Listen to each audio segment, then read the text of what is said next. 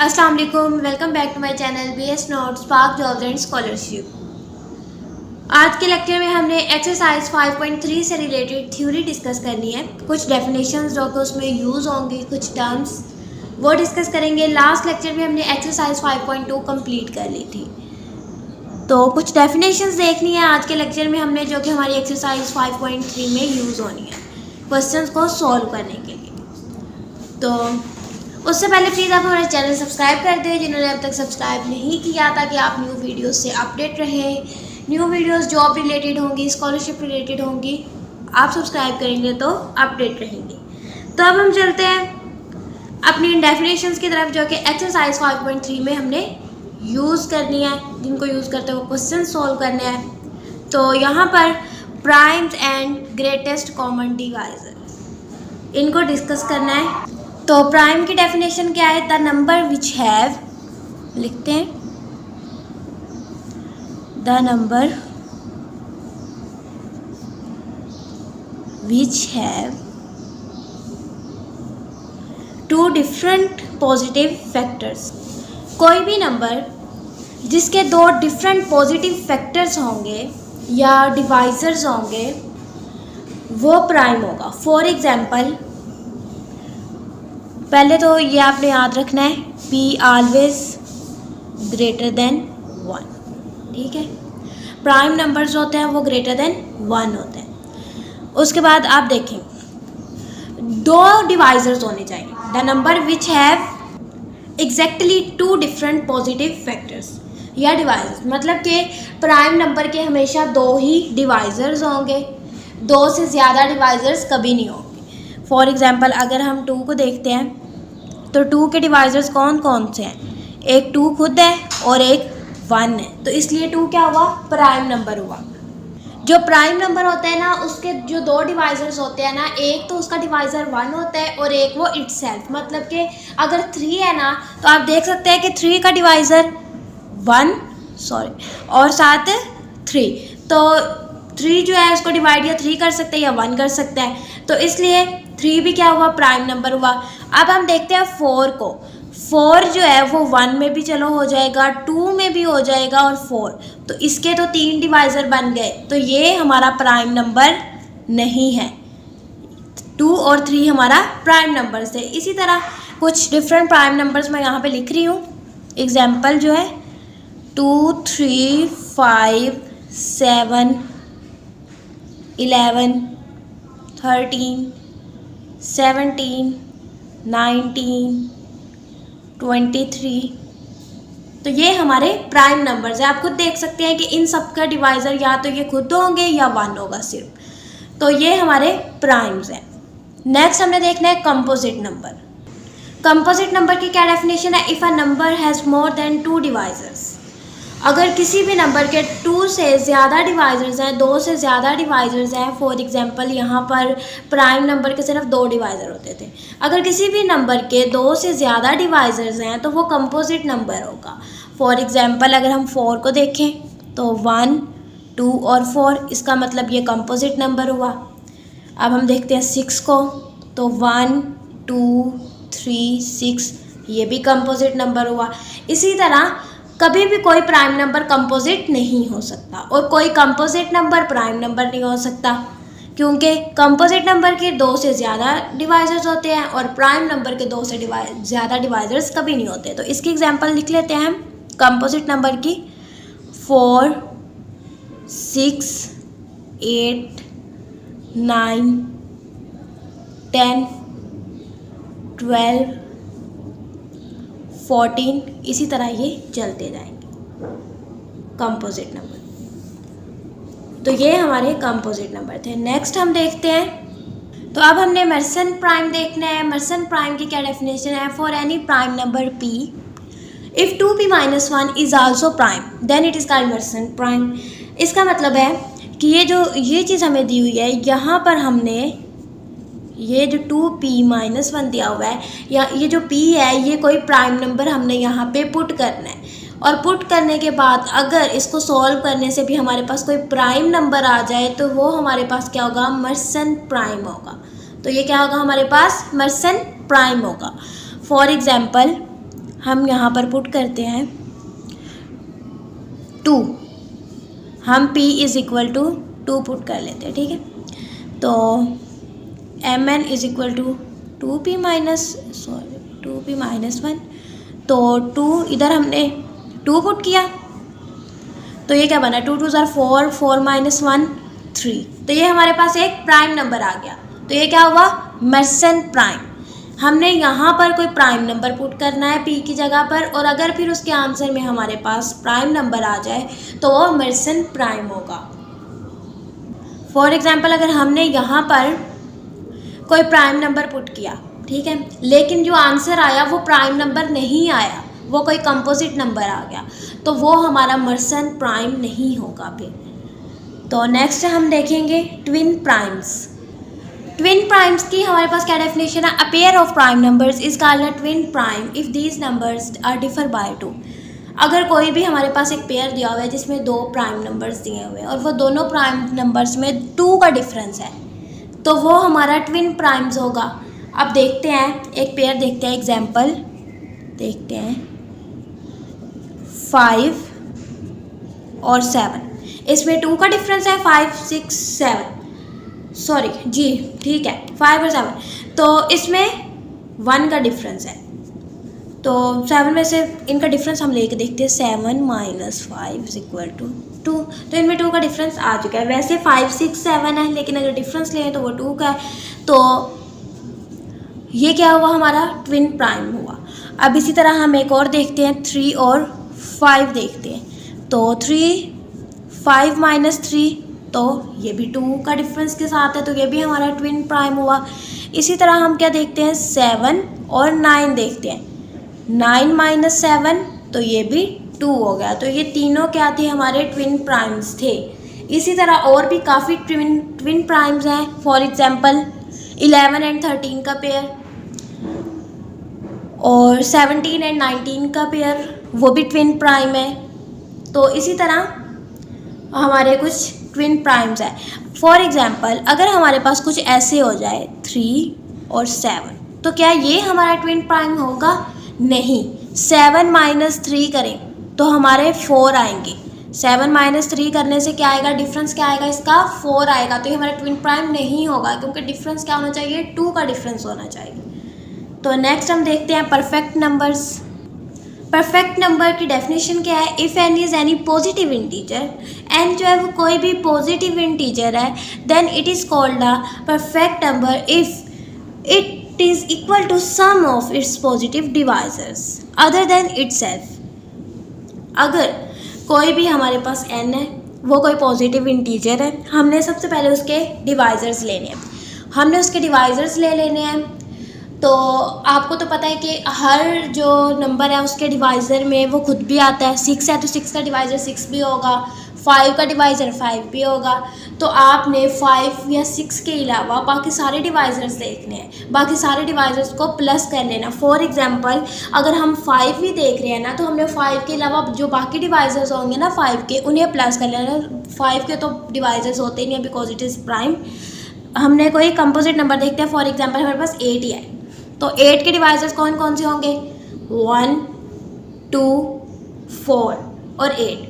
तो हमने क्या करना है, हमने 1 2 और 4 को ऐड करना है। अगर ये तीनों ऐड करके हमारे पास 8 आ जाए तो ये परफेक्ट नंबर है, अगर नहीं आए तो ये हमारे पास परफेक्ट नंबर नहीं है। हमने इसमें 8 को ऐड नहीं करना, क्योंकि डेफिनेशन में ये मेंशन है other than N itself, other than N itself. तो एन के अलावा मतलब कि एन इंक्लूड नहीं होगा। एग्जाम्पल करके देखते हैं परफेक्ट नंबर के लिए। फॉर एग्जाम्पल 6 ही देख लेते हैं। 6 के डिवाइजर्स कौन कौन से हैं, 1 2 3 और 6। तो हमने 6 को नहीं देखना, हमने इन तीनों डिवाइजर्स को प्लस करना है। 1 + 2 + 3 इज इक्वल टू 6। जो इस तरह ऐड करने से 6 आ गया, 6 के डिवाइजर्स थे ना, तो 6 आ गया, तो इसका मतलब ये परफेक्ट नंबर है। इसी तरह हमने और भी देखने हैं। 28 के देखते हैं। 28 के क्या हैं, 1 2 4 7 और क्या आएगा 14 और 28। अब इसको निकाल दें और इन सबको प्लस करें। क्या इन सबको प्लस करके 28 आता है? तो देखते हैं 1 + 2 + 4 + 7 + 14। तो जी इनको प्लस करके 28 ही आएगा। तो ये 28 पे क्या हुआ, ये भी परफेक्ट नंबर हुआ। अगर ये 28 नहीं आता ना तो फिर ये परफेक्ट नंबर नहीं होना था। अब हम यहाँ बात करते हैं फॉर्मेट नंबर की। Fermat number if N is any non negative integer then number of the form 2 की पावर 2 और उसकी पावर फिर n है +1 is called a format number. यहाँ पर हमने n पुट करना है। n हम पहले 0 1 2 3 नॉन नेगेटिव इंटीजर्स कहे गए हैं, तो हम वो पुट करके जो भी नंबर हमारे पास आएगा वो हमारा फॉर्मेट नंबर होगा। इसमें कुछ भी मर्सन नंबर जैसा नहीं होगा। मर्सन नंबर में क्या था, हमने प्राइम पुट करना था तो प्राइम आता तो वो मर्सन था, लेकिन फॉर्मेट नंबर में ऐसा कुछ नहीं। आपने जस्ट n पुट करना है। n आप जो मर्जी पुट कर सकते हैं, जो भी नंबर आगे आएगा वो आपका फॉर्मेट नंबर होगा। किस में पुट करना है, n, इसमें। तो हम इसकी एग्जांपल देखते हैं। इसकी एग्जांपल है हमारे पास, तो हम सबसे पहले पुट कर लेते हैं n = 0। तो इसको हमने डिनोट किसके साथ करना होता है, fn के साथ हम फॉर्मेट नंबर को डिनोट करते हैं। fn = 2 2 और ये 0 हो जाएगा और ये +1। तो आपको पता है 2 की पावर 0 क्या हो जाएगा, ये 1 बन जाएगा। 2 की पावर 1 2 2 + 1 = 3। तो ये हमारा क्या हुआ, ये हमारा फॉर्मेट नंबर हुआ। अब हम पुट कर लेते हैं n = 1। तो fn क्या बनेगा हमारा, 2 2 की पावर 1 + 1। तो ये क्या बनेगा, ये 2 की पावर 1 2 2, ये स्क्वायर बन जाएगा। 2 2 = 4 4 + 1 5। तो ये हमारा क्या बना, ये हमारा फॉर्मेट नंबर है। आपकी बुक में यहाँ पर मिस्टेक की हुई है, उन्होंने 7 लिखा हुआ है, लेकिन यहाँ पर 7 नहीं है, यहाँ पर 5 ही आएगा। क्योंकि ये देखें 2 का स्क्वायर है, तो 2 का स्क्वायर 4 बन जाएगा, 4 + 1 5 बन जाएगा। तो ये हमारे पास फॉर्मेट नंबर है। इसी तरह आप कुछ भी पुट करते जाए, कोई भी आंसर आए, कोई भी यहाँ पर रिस्ट्रिक्शन नहीं आए कि प्राइम नंबर ही आएगा तभी वो फॉर्मेट होगा, या प्राइम नंबर पुट करेंगे तब वो फॉर्मेट होगा। आप कुछ भी पुट कर सकते हैं, आने वाला नंबर जो हमारे पास आंसर होगा वो हमारे फॉर्मेट नंबर्स होंगे।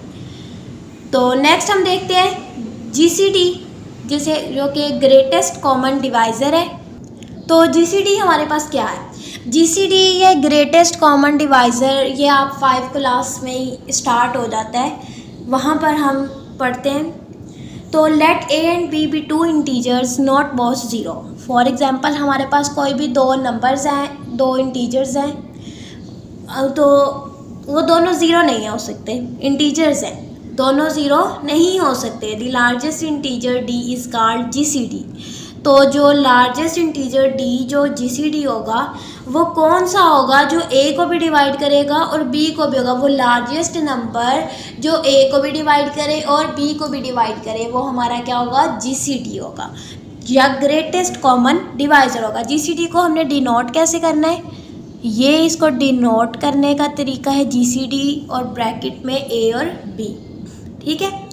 तो देखते हैं हम फॉर एग्जाम्पल देखते हैं।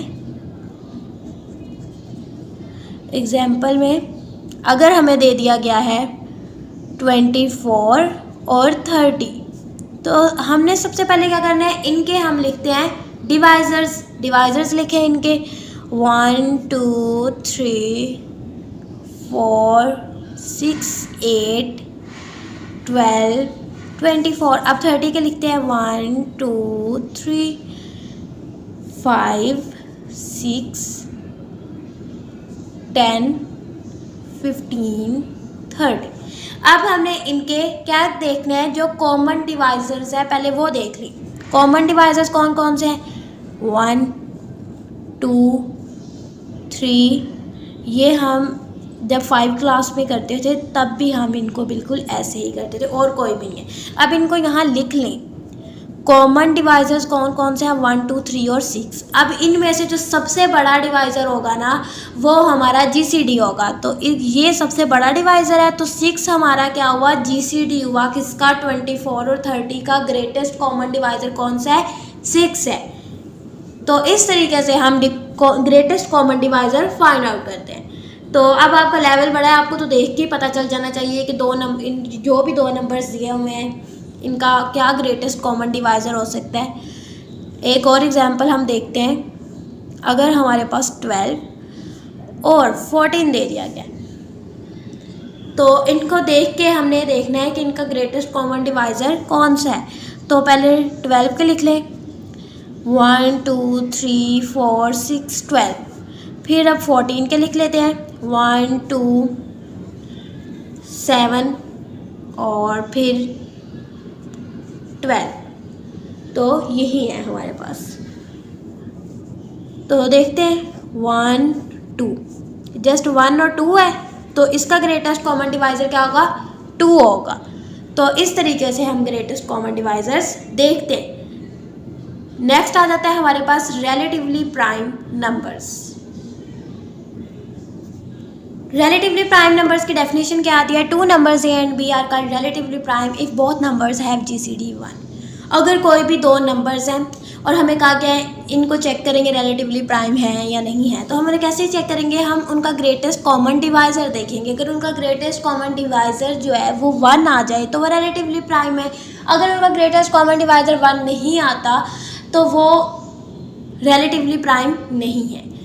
तो एग्जाम्पल से देखते हैं हम।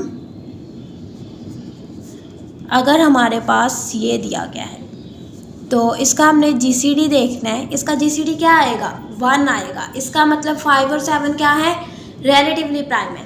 अब एक और हम देखते हैं, 4 और 6 देखते हैं। इसका ग्रेटेस्ट कॉमन डिवाइज़र क्या आएगा, 2।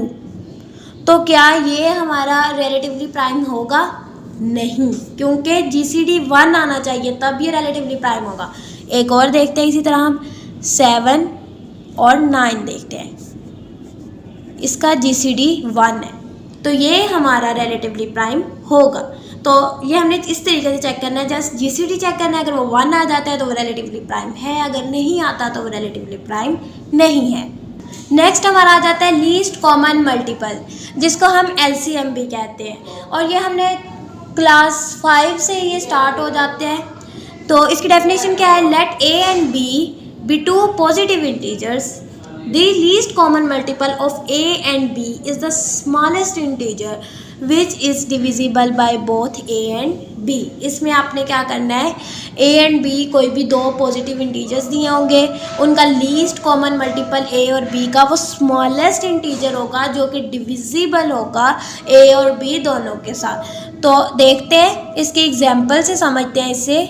तो एलसीएम के लिए जब हम एग्जांपल देखते हैं उसमें हम जो दो नंबर्स ले लेते हैं वो हम 24 एंड 30 ले लेते हैं। 24 और 30 के अब हम मल्टीपल्स लिखेंगे।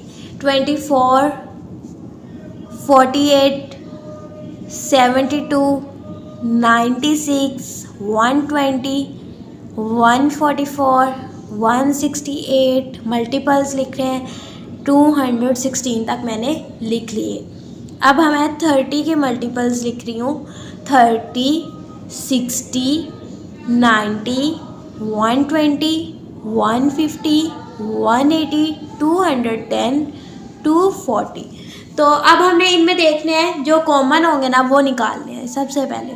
तो यहाँ से 120 जो है ये कॉमन है दोनों में, बाकी इसमें 240 आता है, इसमें भी 240 आता है। तो ये 216 के बाद यहाँ पर क्या आएगा, 216 के बाद यहाँ पर 240 ही आता है। तो ये वाला 240 और ये वाला 240 भी कॉमन हो गए। तो अब आप देख सकते हैं कि यहाँ पर कॉमन क्या आया, 120 और 240, ये दो कॉमन आए। तो हमने डेफिनेशन में क्या पढ़ा था, जो स्मॉलेस्ट इंटीजर होगा तो वो क्या है, 120। तो इसका एलसीएम हमारे पास क्या आया है, 120। 24 और 30 का एलसीएम क्या है, 120। तो ये एलसीएम फाइंड आउट करने का मेथड था। आज के लेक्चर में हमने जितनी भी टर्म्स डिस्कस की हैं, Mersenne number, prime number, Fermat number, perfect number, तो नेक्स्ट आप जब थर्ड सेमेस्टर में स्पेशली जाएंगे वहाँ पर इन पर फुल डिटेल होगी, फुल चैप्टर्स इनके ऊपर होंगे।